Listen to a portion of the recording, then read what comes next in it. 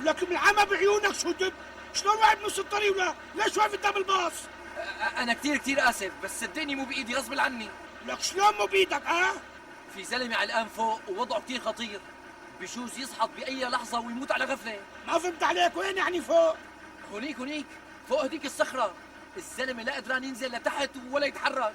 ساعدوني يا ناس، ياهو يرحم امواتكم نزلوني، ببوس ايدكم راح اوعى، الله يلعن من ما بيساعدني. يا ناس هون العمى ايه والله مزبوط. شو طالعوا لهنيك لحظة لوقف الباص.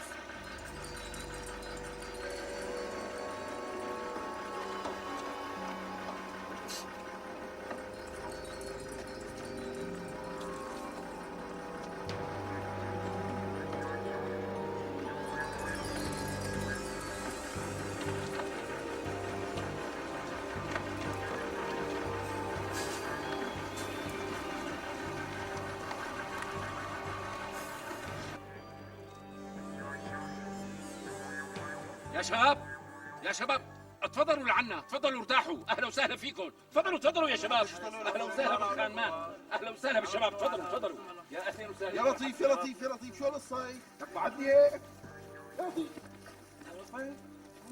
تفضلوا.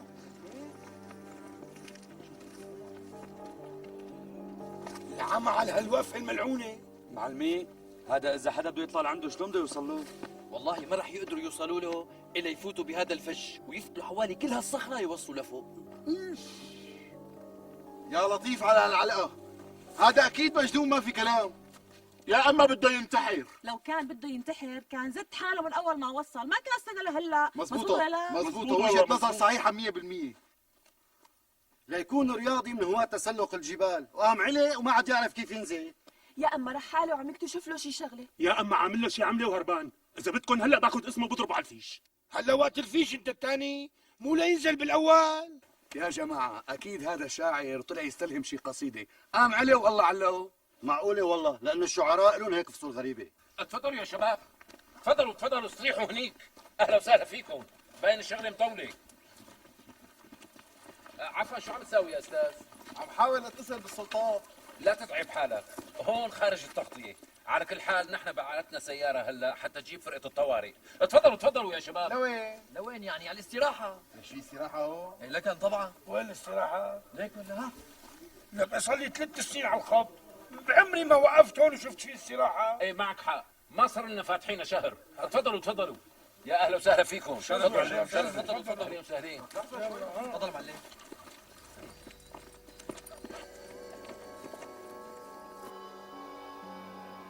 الله يستر عرضكم نزلوني، والله بوقع، عندي ولاد مشان الله، ساعدوني الله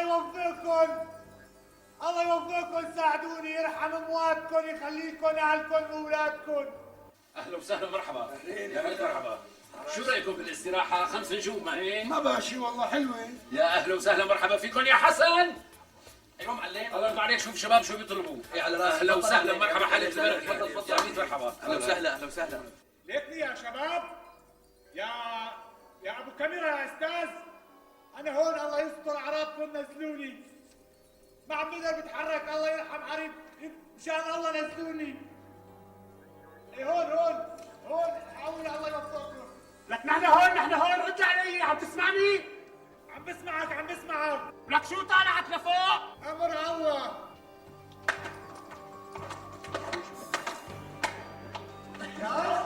يا سيد، يعني ممكن توصف لنا شعورك بهاللحظات؟ يعني لا تاخذ فينا الدنيا وانت بين الموت والحياة. شو عم بتقول؟ شعورك يعني صف لنا شعورك. لك هلا كثير شايفه فاضي لحتى يوصف لك شعوره، اتركه بهمه. إيه بس يا معلم انا صحفي، ومو معقول اروح لحالي هيك خطة صحفية. اخي بوجود رجال الامن الصحافه ما لها شغل، صف على جنب وحشتك قرباها. عفوا، ممكن شاركك بالقعدة يا أنسة؟ إيه تفضل. شكرا. مسكين الزلمة. أنا زلمة؟ الشاب المعلق فوق الصخرة. إيه والله بالفعل تقطع قلبي عليه، قلتك ممكن يوقع لأنه وضعه كتير حرج ووقفته مقرقزة. هو ونصيبه، بس ان شاء الله توصل فرقه الطوارئ بسرعه. طيب وشلون بدهم ينزلوه؟ بالهليكوبتر؟ أنا هليكوبتر هي. شو عم تشوفي فيلم سينما انت؟ الله يصلحك. يا اهلا وسهلا بالشباب، اهلا وسهلا ومرحبتين، شرفتوا المحل. شو تشربوا؟ قهوه اذا بتريد. وانا كمان قهوه. ايه على عيني وراسي، شلون قهوتك والله؟ وسط اذا بتعمل معروف. ايه على عيني. وسط. ايه على عيني وراسي. يا حسن 2 قهوه وسط، اوام الله يرضى عليك. حاضر معلم. ماشي. اكيد مالكم متغدين. نعم. قصدي اذا بتحبوا تاكلوا كل شيء عنا موجود، اطلبوا لبن العصفور بتلاقوه. الحقيقه شو رايكم هيك بنص كيلو كباب؟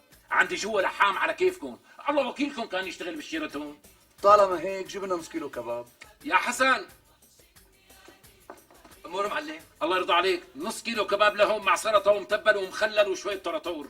ايه على راسي. يعني القهوه الغيها معلم؟ لا شو تلغيها؟ خلي الشباب يشربوها على مهلهم على بين ما يجهز الغداء. اهلا وسهلا بالشباب. تكرم معلم. اهلا وسهلا، اهلا وسهلا بالشباب. يحرق اخت الشغله، خلص الفيلم. ولا يهمك استاذ، عنا افلام جوا. شو هالحكي؟ عنا جوا كل شيء. تفضل استاذ، تفضل شوف بعينك. يا شباب يلي حابب يصور وما معه كاميرا، عنا كاميرات رخيصة. ها الكاميرا ب1000 ليرة مع قداحة دعاية، وإذا بتريدوا كاميرا بولارويد وصور فورية كمان موجود. تفضلوا تفضلوا تفضلوا تفضلوا تفضلوا يا شباب، تفضلوا. أهلا وسهلا مرحبا. يا أهلين وسهلين. يا أهلين وسهلين ومرحبتين. طمنوني إن شاء الله عجبتكم القهوة؟ يسلموا ايديك، ظريفة كتير. يا ستي هالقهوة جايتني خصوصي من البرازيل، تهريب، وبصراحة الكمية يلي وصلتني قليلة، بس إذا عجبتكم ما بتغلى عليكم، وقد ما بدكم بأملكم. يا حسن. ايوه معلم. هات علبتين قهوة لهون. حاضر معلم. القهوه التهريبه معلم؟ رقاص بطي صوتك. ايه التهريب؟ حاضر معلم. يخرب بيته بشلق الدبب. تفضل معلم. هات لك هات. تفضل استاذ، تفضل مدام شوفي. بس هي القهوة وطنية. شو وطنية انت الثانية؟ شو وطنية يا مدام؟ هلا رح حلفك بشبابك، هالطعمة اللي دقتيها قهوة وطنية. بس العلبة مكتوب عليها. يا سيدي هذا تمويه، نحن معبين القهوة بعلبة وطنية مشان الجمارك. ايوه فهمت عليك. بقديش العلبة؟ مشانكم ب 250، يعني العلبتين ب 500. غالية، مو غالية هيك؟ منين غالية يا مدام؟ عم اقول لك قهوة برازيلية بالمية مية، بعدين لا تروح بعيد. رونالدو بتعرفوه؟ ايه انا بعرفه، هذا اللاعب برازيلي مو هيك؟ هو بعينه. رونالدو ما بيشرب الا من هالقهوة، ولسه بتقولي غالية؟ خلص مو مشكلة. ابو علي اعطيه 500. ايه حاضر.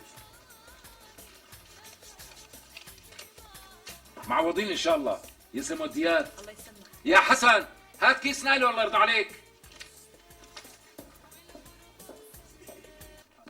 طول بالك طول بالك، رح تفرش. جايين. يا ميت اهلين وسهلين بالشباب. يا ميت اهلين وسهلين. شو بتشرب استاذ؟ ما بتشرب شيء، بعد لي هيك. ما بصير استاذ، لازم تشرب شيء. لك اللي بدك اياه شربني، خلصني روح هيك. بجيب لك كاسه شاي استاذ. لك كيف اللي بدك اياه، خلصني تضرب. وانت بتسمع. استاذ شو بتشرب؟ ليموناده. تكرم عيونك. الله يخليك. وانت استاذ شو بجيب لك؟ بدي اشرب شيء. ما بيصير استاذ، طالما فتت على هذا المكان لازم تشرب شيء. ليش وين فتت انا؟ استاذ ما فتت صحيح. طيب استاذ شو رايك جيب لك كاسه ليموناده ضيافه من المحل؟ اذا ضيافه معلش. يا ميت اهلين وسهلين بالشباب. يا ميت اهلين. يا لطيف. يا اهلا وسهلا بالشباب، اهلا وسهلا ومرحبتين. اهلين وسهلين. اهلين ابو سطيف. تعرفك ابو سطيف، وشك مو غريب علي. لا يا طيب، معقولة ما تذكرتني؟ أنا أبو سطيف صاحب استراحة يا مسافر وحدك. ايه والله مزبوط. اهلين ابو سطيف. ودخلك شو صار باخبار هديك الاستراحه؟ لساتها شغالة، بس حاطط أخي أبو مستو فيها، وهي فرع لهديك الاستراحة. ايه بس شايفها من زويه ومتطرفه شوي، يعني لو ما هالمعلق هذا بطرف الصخره، ايه ما كان حدا فكر يوقف هون؟ سيدي نصيبنا إنه نكسبكم اليوم. عفوا، ورجيني هالصباط اللي لابسه. هذا هو.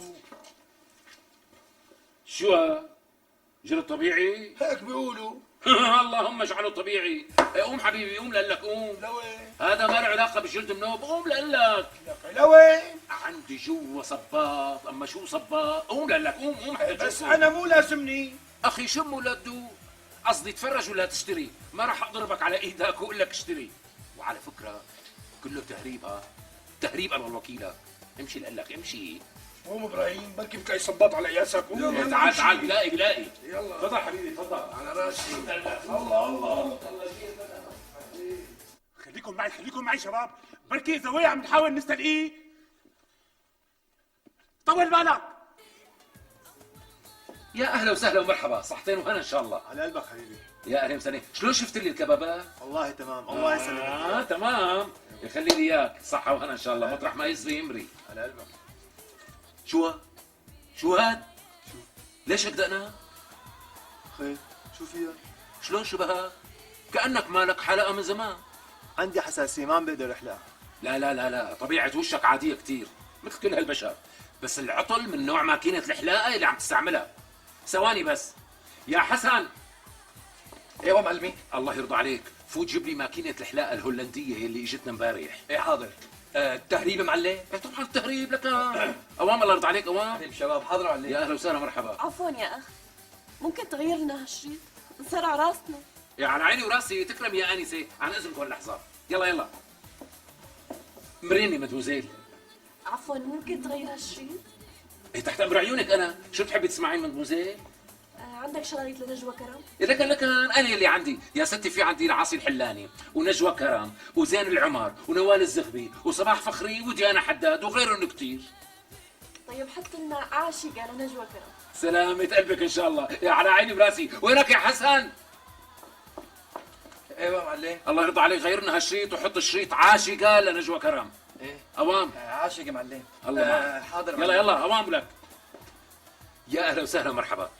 إذا إلك براء بالأغاني الشبابية عندي تشكيلة شرطان، أما شو شرطان بتمزع العقل، حلوة كتير.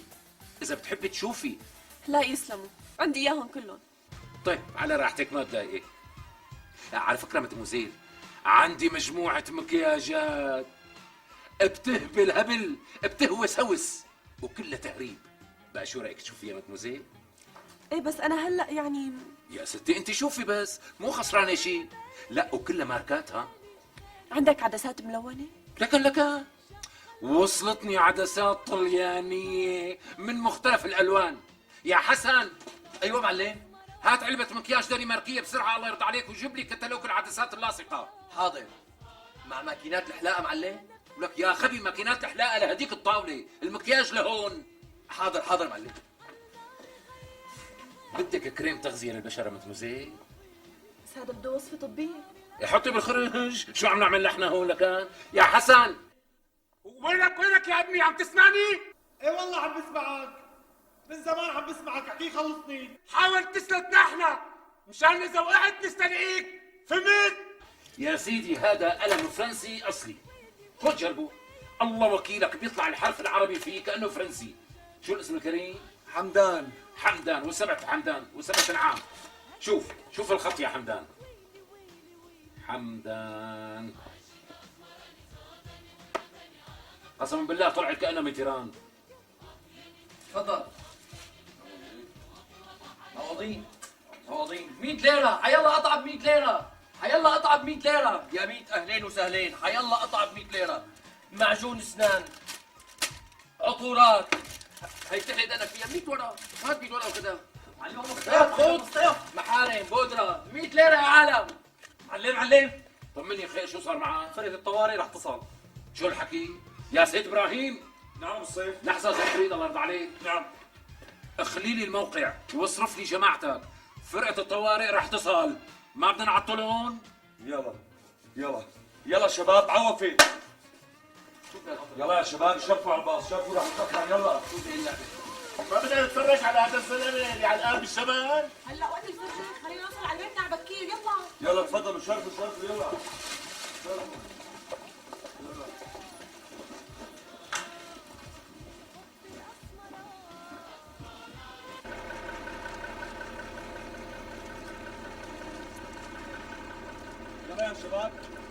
يلا يا شباب، تأخرنا. يلا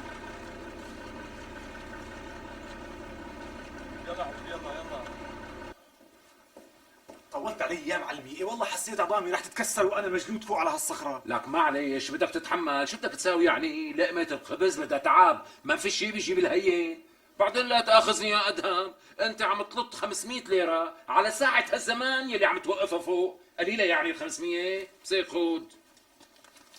مباركين. معوضين. اهلين وسهلين يا حسن. ايوه معلمي. صار دورك هلا. اطلع على الصخره معلم. ايه لك. حاضر معلم. يا ادهم، امور. الله يرضى عليك الزين على الشارع هلا، استنى باص ابو عجاج تورز، ما بقى الا يصل. مشي. الله معك. قولي يا ناس يا عالم، الحقوني لك انا الان فوق. يا ناس يا بشر، لك يا هو الحقوني بسرعه، لك انا الان دعوا نزلوني. يا لطيف يا ناس يا عالم، يا قولي على اختي، لك يا ناس، لك يا هو يا بشر. لا لا ما شفته لحد هلا، ما بعرف بس خايف يعتب علي. ايه مو مشكلة. لا لا ما بزعله، لاقي له تصريفة. الله معك. نادر، حطيت لك اوراقك بالشنطه البنيه. ليش شبه الشنطة السوداء؟ لانه مو لابقه على الطقم اللي انت لابسه. ورجيني نشوف. الحق معك، هيك تمام يسلموا ايديكي. شفت؟ سجلت لي ارقام تليفوناتك الجديده؟ لا والله لانه لسه ما حفظتهم. على كل حال بس اوصل للمكتب بنقلك اياهم على التليفون، واذا لزمك شيء ضروري دقي لي على الموبايل. اوكي ما في مشكله. ويا ترى هلا كيف رح يصير وقت دوامك؟ على الاغلب صبح ومساء، هذا اذا ما وصلت الدوامين سوا. إيه بس هلا انت صرت مدير عام. شو يعني اذا صرت مدير عام ما بداوم؟ إيه بتداوم بس دوام كيفي، يعني ما في مين يحاسبك، اشراف على الموظفين، توقيع بريد، استقبال وتوديع، هيك يعني. بالعكس يا سناء، كوني صرت مدير عام للتخطيط والخدمات العامة فمعناها مسؤولياتي زادت كتير، ولازم اشرف على كل شيء بنفسي، خصوصي بالفترة الأولى، وإلا بفوت بالحيط بعدين. بيرضيكي جوزك يفوت بالحيط؟ إيه سيدي ما بينخاف عليك انت، بتفوت مليون واحد بالحيط، والا ما كنت صرت مدير عام. فظيعة، تعليقاتك ذكية كتير ولماحة، وفيها دس كمان. إيه لا الله يسامحك، هلا انا عم دس. إيه والله مو عاطيه فرحتي لحدا لانك صرت مدير عام، وان شاء الله منا للاحسن يا رب. ايه الله يسمع منك. دخيل عينك سناء، اعملي لك نظرة لتحت شوفي السيارة اجت ولا لسه، لأنه بخاف السائق الجديد يتوه عن البيت.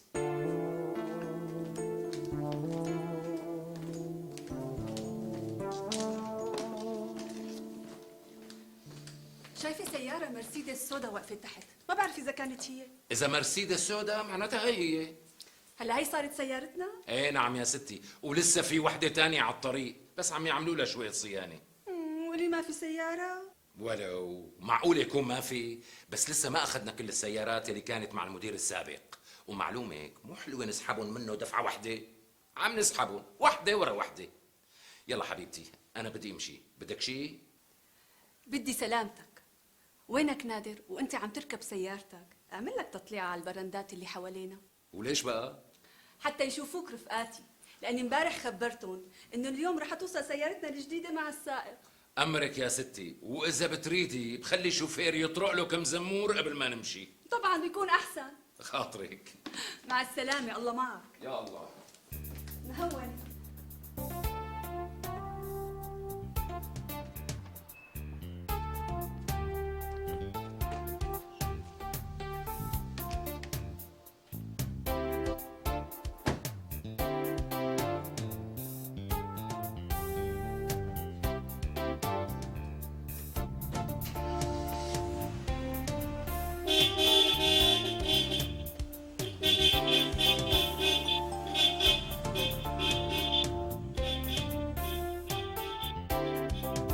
صباح الخير. صباح الخير استاذ. شو الاسم؟ نوال. نوال، اسم حلو جدا وسهل الحفظ، موسيقي، وصدقيني لو كان اسمك صعب كنت ناوي درعك ونادي لك نوال. شكرا استاذ، هذا من ذوقك، والف مبروك باستلامك المنصب. الله يبارك فيكي. استاذ شو بتحبوا تشربوا؟ يا ريت قهوة وسط لو سمحتي. حاضر على عيني. شكرا. تحبي تشربي قهوة معي؟ لا شكرا كثير. اهلا وسهلا.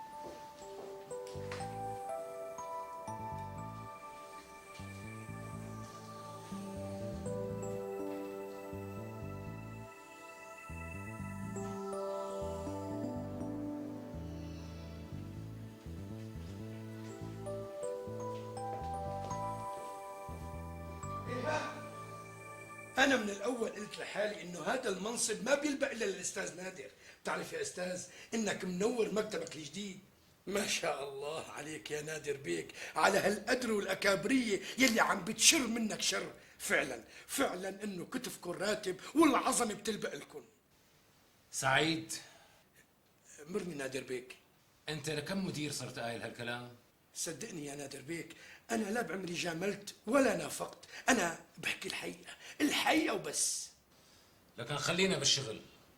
خبرت الاستاذ عاصم باستلامي؟ خبرته استاذ وهلا جاي لعندك. ماشي الحال، روح هلا على مكتبك واعمل لي اللي اتفقنا عليه. حاضر. اهلا استاذ عاصم. يسعد لي الصباح استاذ. اهلين استاذ عاصم. ان شاء الله الف مبروك. الله يبارك فيك.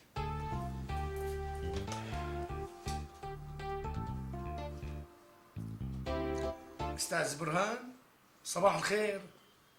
الاستاذ نادر طالب دراسه كامله حول المشاريع والاعمال اللي تنفذت السنه الماضيه والاعمال اللي قيد التنفيذ، بس هلا بده اياها. وليش هالعي كله بقى؟ دراسة للمشاريع اللي عم تتنفذ، هي آمنا فيها، بس شو بده بالشيء اللي تنفذ وراح للحفظ؟ والله ما بعرف، سيادته هيك طلب وبده اياهم اليوم على مكتبه. بس هيك في لبكة كثير يا أستاذ سعيد. انا ما دخلني، هو هيك طلب، واذا بدك ببلغه هالشيء. لا تبلغوا شيء، خلاص، أنا خلال ساعتين زمان بجهز له إياهم بيكونوا على مكتبه، أمري لله. أوكي أستاذ سعيد، أوكي، الله معك. شو هاد يا؟ العمى على الحالة، ما كان يرسوا على مدير ويخلصونا؟ لسه كل ما اجى مدير جديد بده دراسات وبطيخ مسمير.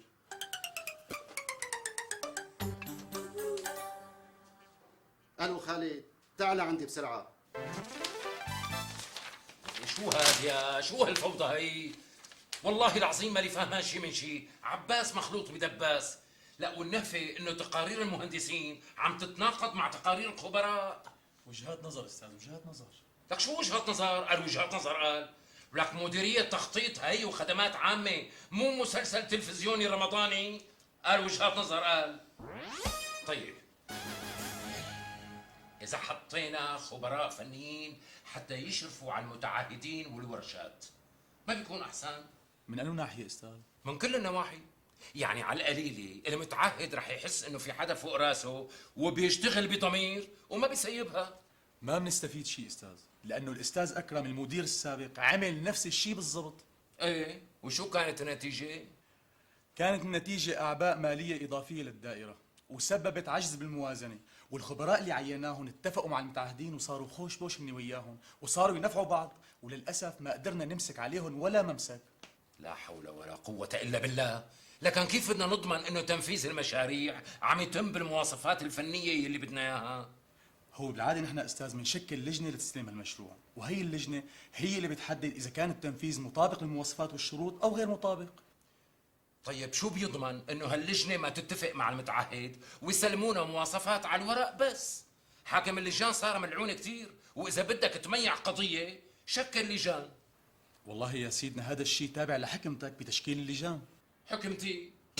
لك أريد تعرض حكمتي، لأنه مهما كنت حكيم هالمديرية بالنهاية رح تجنني. قسما بالله يا عاصم إنه هالكرسي اللي استلمته محرقة، بدهم يحرقوني يا عاصم. ولهالسبب أنا ناوي أعتمد عليك بكل شيء، لأنك على ما يبدو موظف فهمان وعتيق وحربوق وبتعرف كل متاهات مديرية التخطيط. وأنا جاهز أستاذ، جاهز لأي شيء تطلبه. تحياتي استاذ. أهلا وسهلا. معاونكم الاستاذ سعيد عندي بالمكتب وطالب مقابلتكم. صار له زمان؟ لا استاذ. خليه يدخل بسرعة. حاضر. طيب أستاذ بستأذن أنا. أهلا وسهلا، مرحبا، الله معك. شكرا. مع السلامة. مرحبا استاذ. أهلين، شو بدك أنت الثاني؟ انا جاي اسلمكم الخزنه اصولا. أنا وخزنة. هي اللي جنبكم سيدنا. ليش شو فيها؟ الحقيقه ما فيها مصاري، بس فيها شويه اوراق لازم اسلمكم اياها.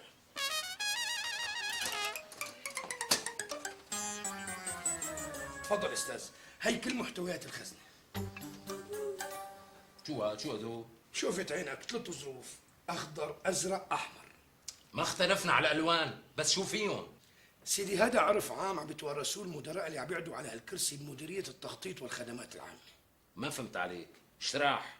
سيدي جرت العاده انه كل مدير بيطير، قصدي يعني بيترك الكرسي هاد، لازم يكتب 3 نصائح مهمه للمدير اللي بيجي بعده.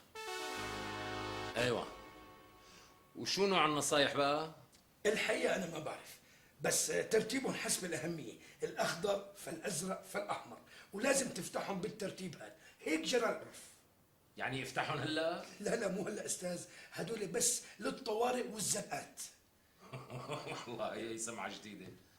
طيب خذ حطهم بالخزنة واعطيني مفتاح. حاضر أستاذ.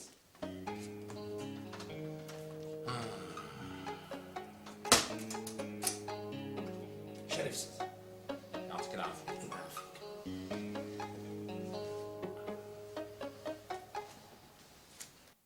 ولك يا اخي 100 مرة فهمتك، لا تفتح لي تليفون على البيت على الطالعة والنازلة. ما بصير يا اخي، ما بصير، انت اللي لازم تعرف مو انا. ولك يا اخي زدت وين ما كان شو بيعرفني؟ الله معك، مع السلامة. اوف، امنت بالله على هالمديرية يا سناء، ما في شي فيها ظابط، والامور مشربكة كتير وفايتة ببعضها مثل شلة الخيطان بين ايدين قطة مجنونة. وشو ناطر صلحها؟ قال صلحها قال. ايه شو بدي صلح لصلح؟ إيه قسما بالله مالي عرفان منين بدي ابدا. تركة ثقيلة ورثة مكركبة. بتعرفي يا سناء انه اجاني احباط من اول يوم داومت فيه. شو هالحكي لهالدرجة؟ واكثر يا سناء. لا والنهفة مالي عرفان منين بدي ابدا وبشو لازم انطلق. يا ترى بالمباني والمخالفات، بالطرقات والتزفيت، بالكهرباء والمي، بالجسور والانفاق، بالمهندسين ومشاكلهم، بالمتعهدين وزعبرتون، ما بعرف. سرح موظفين معتين، مالي قادر سرح. عين ناس جدد طموحين، مالي قادر عين. وبصراحة قلبي قامطني وراسي بلش يجعني. خال شو يا فرحتي، صرت مدير عام، يا سعدي ويا هنايا والله. لا حبيبي، ما لازم تكون هيك، لازم تكون متفائل أكثر من هيك بكتير. بعدين لا تنسى إنه القيادة وصاحب الأمر حاطين ثقتهم فيك، ولازم تكون أهل لهالثقة. بتعرفي يا سناء انه انا اليوم بس اكتشفت ليش بيقولوا عن هالكرسي هاد محرقة. فعلا محرقة. شلون يعني محرقة؟ يعني ما في حدا بيطول فيه اكثر من سنتين زمان، وبعد هالسنتين بيطلع على البيت مثل صبي الحمام، ايد من ورا وايد من قدام، لا جزاء ولا شكورا. يعني بتصور كل مسؤول بدهم يخلصوا منه بيسلموه دائرة التخطيط والخدمات العامة، وبعدين بيقولوا له يلا حاجتك باي باي، خليك بالبيت حبيبي. إيه بس أنت بإمكانك تكسر هالقاعدة وتثبت موجودية. شو بك ارتعبت؟ لا شو ارتعبت؟ أنا عم فكر قدامك بصوت عالي، بس وحياتك رح أبذل جهدي، لا تخافي علي ولا هو. شكر لقيتشتو شايفتيني؟ لا عسلامتك. استاذ في صحفيين من جريدة تموز طالبين مقابلتك، امتى بتحب نعطيهم موعد؟ وليش لحتى أعطيهم موعد؟ لسانهم طويل هدول، بيقعدوا بحضننا وبينتفوا بداننا. يعني نعتذر منهم؟ لا مو تعتذري، ماطليهم هلا، حاكم هدول معودين على المماطلة. اوكي استاذ. صباح الخير أستاذ. صباح النور. قريتوا جرايد اليوم؟ لا والله لسه، ليش في شيء؟ والله ناشين عرضنا يا أستاذ. شو الحكي؟ ليش بقى؟ اسمع شو مكتوب بصفحة الرقابة الشعبية. أهالي حي الكباش يستغيثون ويستصرخون دائرة التخطيط والخدمات العامة ويطالبون بتزفيت الطلعة التي ولك ما كانوا يخلصونا من هالقصة؟ ولك شلون بدنا نزفتها ولسه شبكة المجاري ما خلصت شغلها؟ غيره شو مكتوب؟ سيارات القمامة لا تصل إلى حارة العوامة لأن الطريق غير سالكة بسبب تراكم الحفر والمطبات. ولك يا أخي مو ذنبنا، نحن بنحط الدراسات والآراء والمخططات وبنبعثها للتنفيذ، بس ما حدا عم يرد علينا.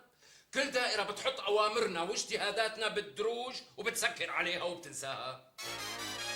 غيره يا أخي غيره، شو في كمان؟ خطوط التوتر العالي تفتك بالأطفال في حي المساكن ومديرية التخطيط والخدمات العامة تحت الشبهات.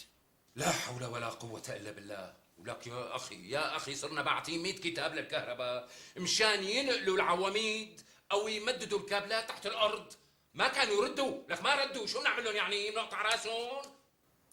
وهون مكتوب بالخط العريض سيدنا: دائرة التخطيط والخدمات العامة وعود خلبية كاذبة وكلام في الهواء. شي حلو والله، وصل البلة دقنا ونحن عم نضحك ونلعب. لك شو العمل يا سعيد؟ فهمني شو العمل؟ لازم نسكت الصحافة شوي وإلا بعدين بصير بلبلة ويحدث ما لا يحمد عقباه، لأنه صحفي واحد بيخلي كل المسؤولين يقروا كلامه. ومعلومك الجرايد بتتوزع على الدوائر الرسمية وببلاش كمان. سيدي بتريدوا نرد على الصحافة؟ ردوا يا أخي ردوا، ليش لحتى ما تردوا؟ شو يعني؟ نحن لساننا آكل القط؟ بسيطة مرت سيدنا مثل ما بدكم. ماشي الحال، روح على مكتبك هلا، روح. حاضر حاضر استاذ. لا حول ولا قوة إلا بالله. العمى على العلقة. إذا اشتغلت فينا الصحافة رح ندبلك إيه؟ ربي أرجوك أعيني على بلواي ربي.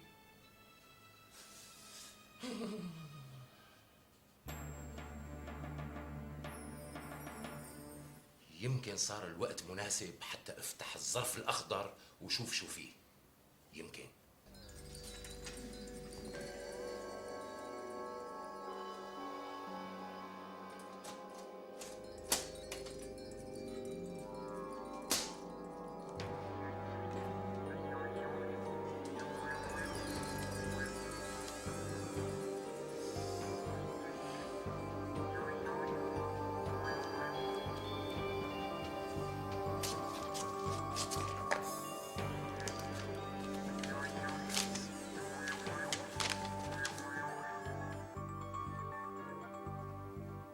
لا شك أنك تواجه حملة صحفية شعواء. عليك أولا بتلميع صورتك وتشويه صورة من كان قبلك باتباع الخطوات التالية. أولا ثانيا ثالثا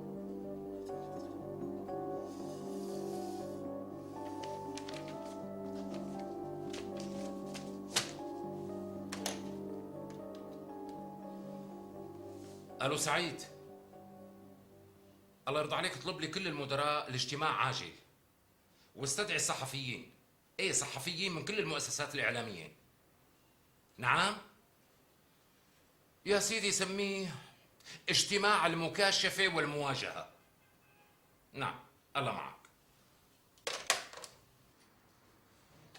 طبعا انا دعيتكم لهالاجتماع، اجتماع المكاشفه والمواجهه، لحتى نحط النقط فوق الحروف، لانه صار لازم تنحط، وحروف بلا نقط ما بيصير، ما بتنقرا بعدين، وصار لازم تنحط بصورة الوضع. انا طبعا لما استلمت هذا المنصب، منصب التخطيط والخدمات، كنت عرفان انه في قدامي طريق وعر وصعب كثير الاتجاهات، خال من اي علامة هادية او دلالة منيرة. ورغم هالشي كنت حاطط بذهني اني خلال شهرين ممكن صلح بعض الاخطاء الجسيمة يلي ارتكبها المدراء يلي كانوا قبلي، ومن ثم انطلق بدائرة التخطيط والخدمات انطلاقة صاروخية لتحقيق كل شيء وعدنا فيه. بس للاسف الشديد ما قدرت انطلق، ما قدرت عم لكم لحدا يطلع فيني. شلون بدي انطلق وفي مين عم يحط العصي بين الدواليب؟ هيك قلكم يعني؟ شلون بدي انطلق وفي مين عم يحاول يعطل مسيرة التحديث والتطوير يلي ناويين ننتهجها، واصابعه عم تلعب بالخفاء من وراء بالظلام. طبعا وكلامي موجه للصحفيين بصورة خاصة يلي عم استفيد جدا من تعليقاتهم الذكية ونقدهم المشوب بالإخلاص لهذا الوطن، ويلي بتمناه منكم يا صحفيين ويا إعلاميين انكم ما تفسروا كلامي على انه نوع من الهروب من المسؤولية او نوع من التبرير معاذ الله. انا اعمل بجد وعم باشر بالاولويات، وفي عندي اشياء كثيرة تعتمل بداخلي، وبالحقيقة مالي عرفان بشو بدي ابدا. اصلاحات داعبت فكري وظني، لست ادري ايها اقرب مني. على كل حال كل ما هنالك اني بطلب منكم هلا يا صحفيين ويا اعلاميين ويا مواطنين انكم ما تستعجلوا الامور ولا تتسرعوا النتائج، لانه كل شيء بوقته حلو، والطبخ على نار هاديه يعني بخلي الاكله زاكيه ومسبكه. بقى خلينا نتعاهد على ان نكون ايد وحده ونجتث الفساد من شروشه ونقطع دابر الفوضى والاهمال وننطلق من جديد لتحقيق كل ما نصبوا اليه. والله الموفق.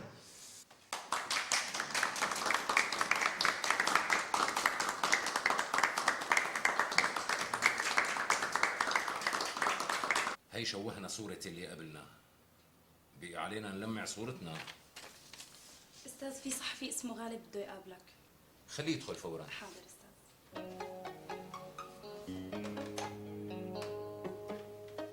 الو سعيد، هلا بعد شوي رح يمرق عليك صحفي اسمه غالب، اصرف له مكافأة 10,000 ليرة. نعم؟ والله ما بعرف. حطها تحت اي بند. ماشي الحال. اوكي الله معك. مرحبا استاذنا.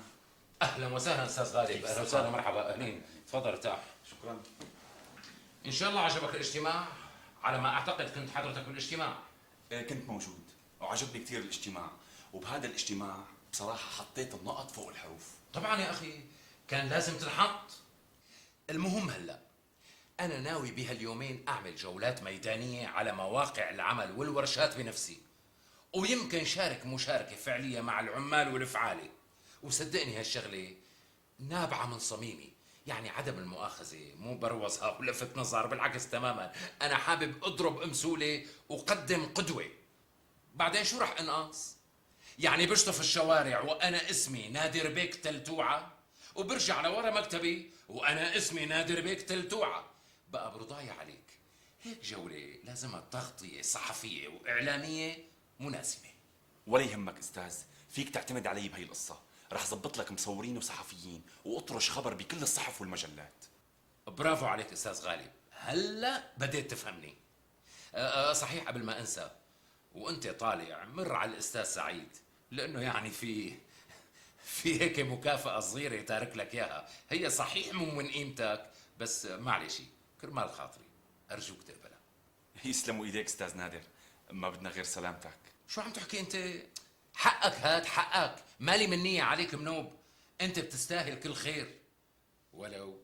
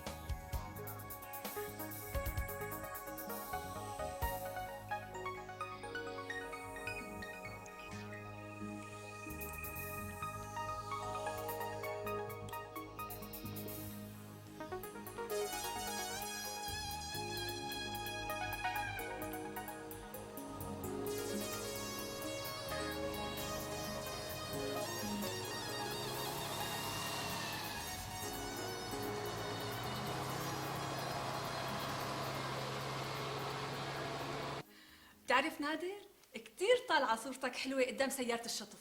حلوة مو هيك؟ بتاخد العقل. على فكرة الوزير لما شاف هالصورة اتصل فيي وتشكرني وأثنى علي كتير، وعلى ما يبدو بلشت صورتي تلمع هون وهون وفوق. وأنا هيك ملاحظة، ويلي عاجبني فيك هاليومين إنه الإحباط واليأس يلي كانوا مرافقينك أول ما استلمت عم يتلاشوا أول بأول، وعم تشتغل بتفاؤل أكثر. إيه طبعا، لأني بديت أفهم قواعد اللعبة صح. الصحافة رجعت تهاجمنا استاذ شرف. شو الحكي؟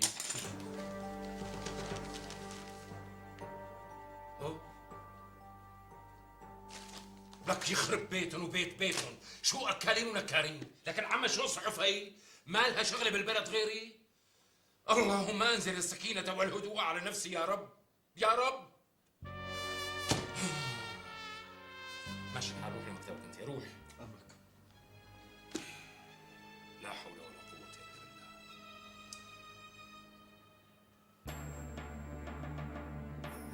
بالله. يمكن صار وقت الظرف الأزرق. حاكم مزنوق زنقة الكلاب، زنقة لا قبل ولا بعدها.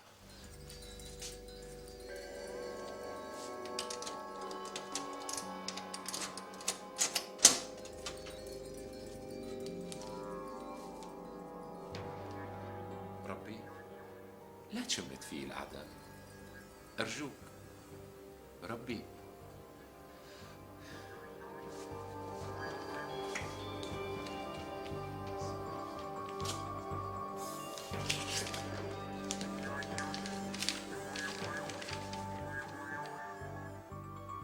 في هذه المرحلة لا بد من بعض التغيير ووضع الرجل المناسب في المكان المناسب حسب الخطوات التالية. أولاً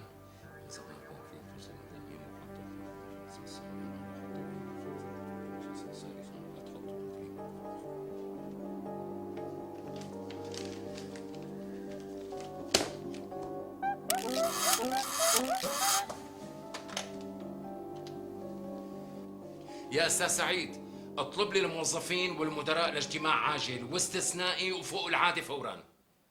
ولا تنسى تدعي لهالاجتماع صحفيين من كل المؤسسات الإعلامية المقروءة والمسموعة والمرئية.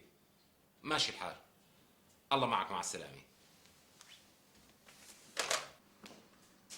طبعاً عندما قررنا الانطلاق وخدمة ترسيخ مبدأ التحديث والتطوير واجهتنا بعض المعوقات، ولكي نتمكن من إزالة هذه المعوقات لابد أولاً من رفع شعار الرجل المناسب في المكان المناسب. وتمشياً مع هذا الشعار قررنا ما يلي: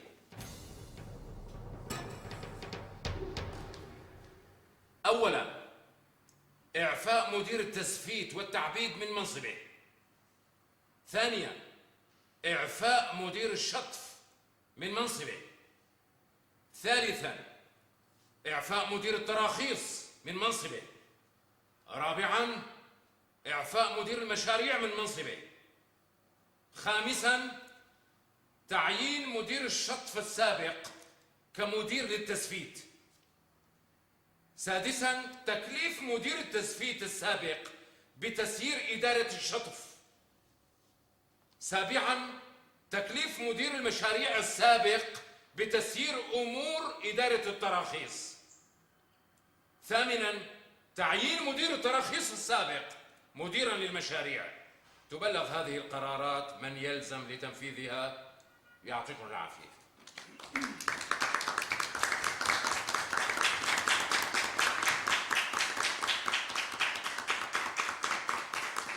صدقني يا نادر بيه، كل الإجراءات اللي اتخذتوها من شهرين لهلا ما جابت نتيجة. شلون يعني ما جابت نتيجة؟ يعني الموظفين رجعوا يتذمروا، والصحافة رجعت تلت وتعجين، والحكي كتران كتير عليكم. ومو بس هيك، بصراحة في نكت جديدة طالعة عليكم المديرية. نكت؟ طالعة علي نكت أنا؟ هذا اللي كان ناقص والله.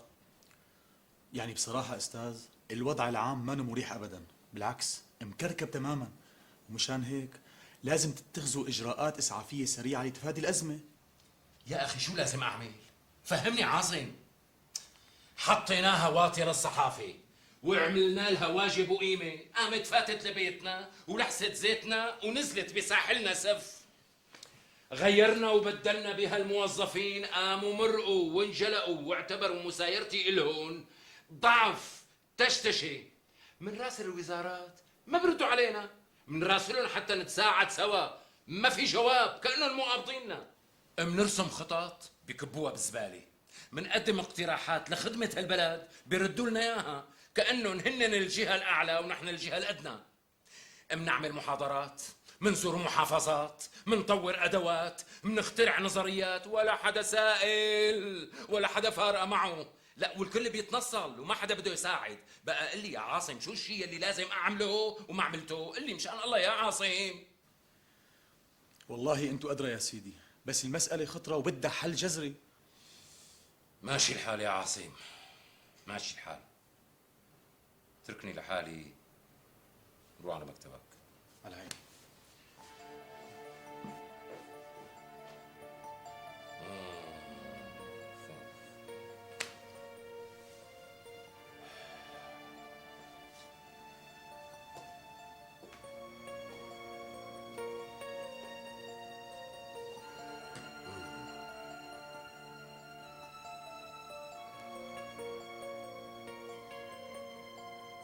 يمكن هلأ صار وقت الظرف الأحمر، أكيد هذا وقته، وأكيد رح ألاقي فيه كل الحلول الجذرية والحاسمة لكل مشاكلنا.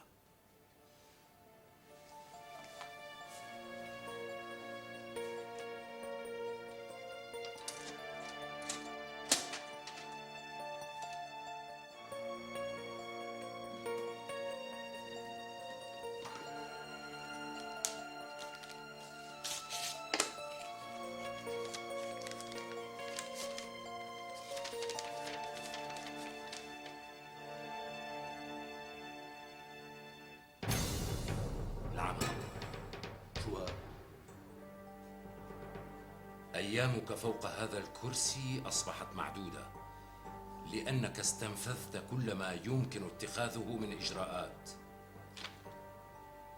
العمى معقول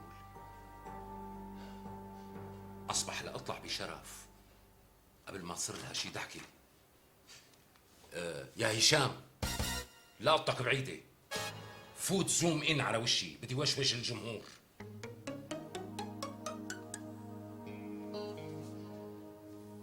هذا يا أسيادي إجانا بزمانه خبير أجنبي فرماسون حتى يساعد بنهضة بلادنا. قال لي قبل ما يسافر وتنتهي خدمته، قال لي أنا بعد ما زرت بلادكم آمنت بالله عز وجل، لأنه لو ما في قوة خفية عم تسير هالبلد كانت خربت من زمان. أشهد أن لا إله إلا الله وأشهد أن محمدًا عبده ورسوله.